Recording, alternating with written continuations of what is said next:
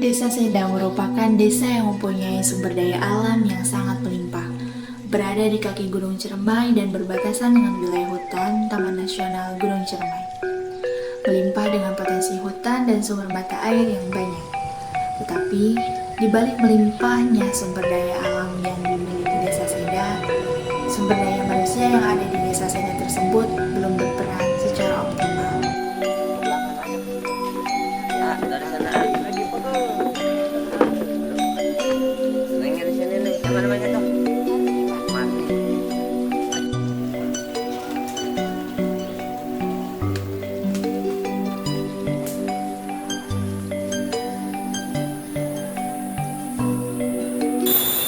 Sebagaimana setiap tahunnya itu jelas termuat dalam RKPDes dan akhirnya menjadi APBDes.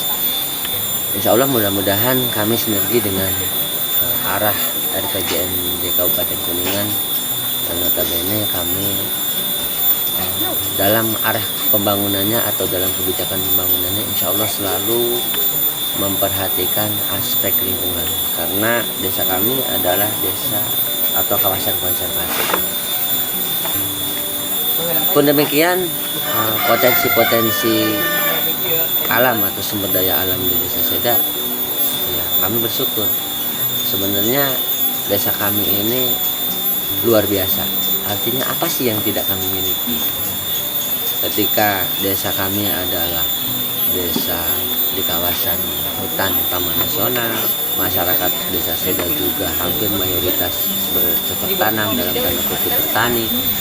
Kami punya mata air, kami punya di bawah seperti ada yang di bawah kan mata air ya. Di bawah ini mata air yang sepanjang tahun ini nggak pernah airnya mengering kecuali ada satu mata air yang di atas itu mungkin siklus alami setiap tahun di musim penghujan kalau orang tua dulu itu bilangnya lepas sumber.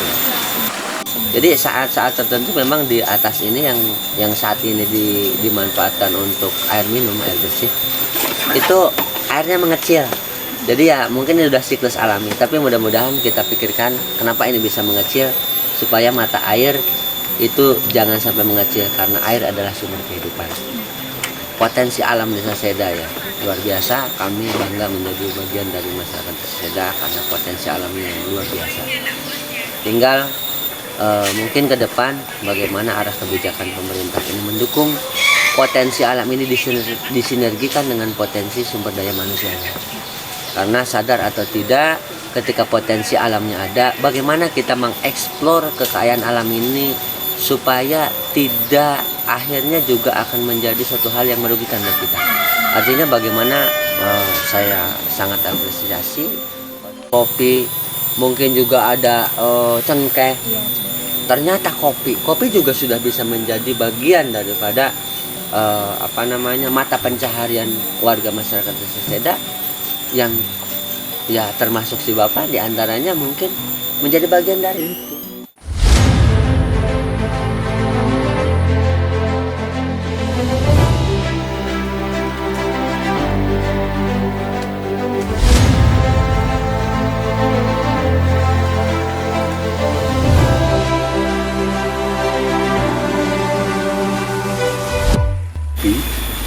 Sebetulnya kita lihat dari jenis kopi. Sebetulnya kopi itu yang familiar ada 3 jenis, itu Robusta, Arabica, dan Leberica.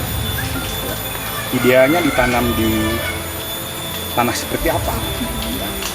Kalau Robusta ini tidak ada masalah di dalam ketinggian. Yang ada masalah di ketinggian adalah Arabica, yang idealnya yaitu di ketinggian 1.200 meter. Sangat penting dari mulai pertama penanaman ya, terus mengatasi daripada gulmanya. Kalau bisa dihindarkan dari unsur kimia. Ya. Terus setelah itu juga harus ada yang namanya membuang sirumnya supaya nutrisi ke dalam kopi ini maksimal. Gitu ya, Kalau saya pribadi mungkin kalau disatuin sih masih dikit, paling di angka 1 hektaran ya. Kalau di Seda ini kebanyakan Robusta, karena kalau di angka 1.200 itu berada di tanah Taman Nasional ya. Sementara sekarang Taman Nasional itu membatasi sekarang penanaman baru gitu. Jadi masih banyak dominasi oleh Robusta. Keunikan kopi yang ada di Indonesia khususnya beda dengan di Brazil ya. Kalau Brazil itu dalam satu negara ini hampir satu rasa. Beda dengan di Indonesia. Beda-beda ya, tiap provinsi beda. Jangankan provinsi, Kuningan aja bisa beda. Antara Desa Seda dengan tetangga sebelah itu beda. Kenapa beda rasanya? Karena kopi ini tergantung daripada kesuburan tanah dan ketinggian tanahnya, termasuk perawatannya. Sebetulnya bicara kopi itu banyak efek ke semua hal. Contohnya dari kalangan yang tua mungkin di petaninya. Ya. Yang kalangan muda ini yaitu dia biasanya akan cenderung kepada roasternya, roasting, pengolahan dan baristanya, yaitu di tingkat penyeduhan. Gitu. Berarti di Desa Seda ini udah mulai merata ya Pak ya? Dengan adanya budidaya kopi ini mungkin dapat membantu taraf perekonomian di Desa Seda ini gitu. Iya. Yang Bapak rasakan seperti itu Pak? Betul, iya. Jadi menurut Bapak budidaya kopi di Desa Seda ini benar-benar harus dikembangkan lagi ya Pak ya? Oh iya, harus dikembangkan dan pastinya tingkatkan kualitas dan pemasarannya juga. Gitu ya Pak.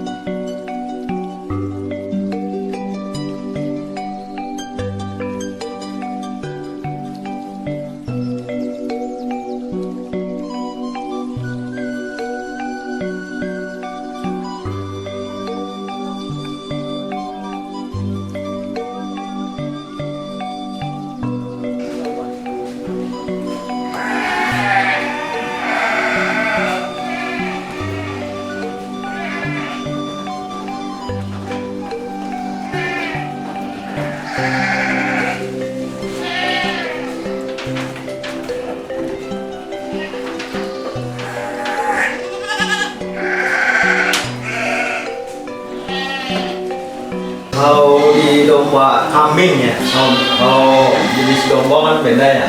Kalau yang ini kambing. Kalau awalnya sih dimulai dari 2019, kita di pengembangan domba awalnya di domba pedaging. Namun sekarang di kambing perah baru dimulai di 2021. Baru 1 tahun berjalan. Kalau bibit kita ngambil dari wilayah Jawa Tengah, dari Jawa Baratnya, dari Bogor kita ambilnya. Terus kita yang genetik pejantannya kita ngambil peranakan dari Batu Raden. Kalau pemasaran kambing mungkin untuk wilayah 3 sih memang belum booming lah. Nah, sementara kita masuknya ke wilayah Jabodetabek untuk kambing. Kalau untuk domba sendiri kita masuknya, kita udah ada kerjasama beberapa yayasan pondok pesantren juga di wilayah Kuningan, di Cirebon. Sisanya mungkin kita jual pasar. Kalau sementara sekarang sih belum, karena kita juga kan karena di peternakan itu kan masih prosesnya lama ya. Jadi ya mungkin baru penyerapannya mungkin di tenaga kerja aja sih. Kalau yang lainnya sih belum, karena kita juga mungkin baru tumbuh jadi belum berkembang lah. Tapi ya kedepannya sih mungkin ada harapan juga sih, mungkin nanti kita larinya mungkin ya ke edukasi. Kendala itu mungkin di segi pakan ya, dari segi pakan mungkin apa namanya stok pakan, terus yang kedua dari segi penyakit ya, mungkin penyakit itu macam-macam, jadi tiap hari itu pasti ada kasus lah gitu.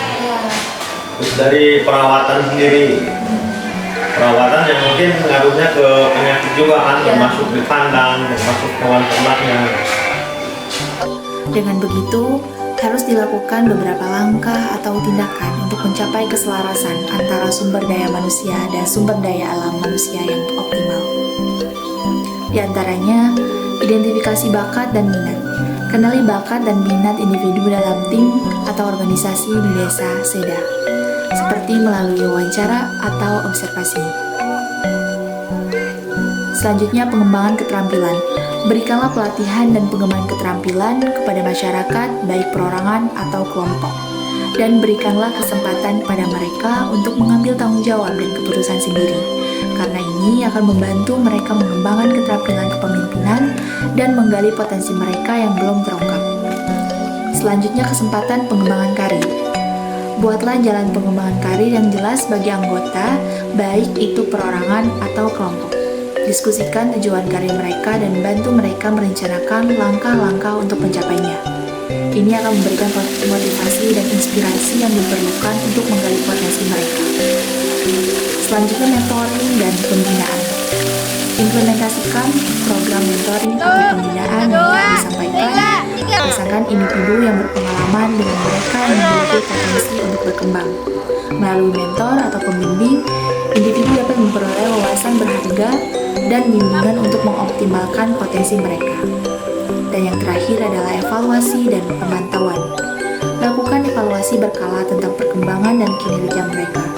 Identifikasi area di mana mereka telah menunjukkan kemajuan dan area yang memerlukan perbaikan. Dengan memantau secara teratur, kita dapat memberikan evaluasi yang tepat pada setiap permasalahan atau tantangan yang ada.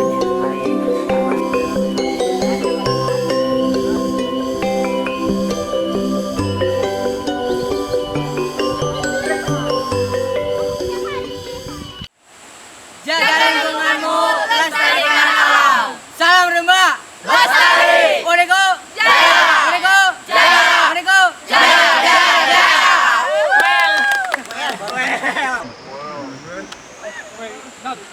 Took a walk through the garden, goddamn I feel like the Knicks. You would think my name is Derek, for all these roses I sniffed I think I'm tripping off the fumes. Focus not to fall over, need this weight.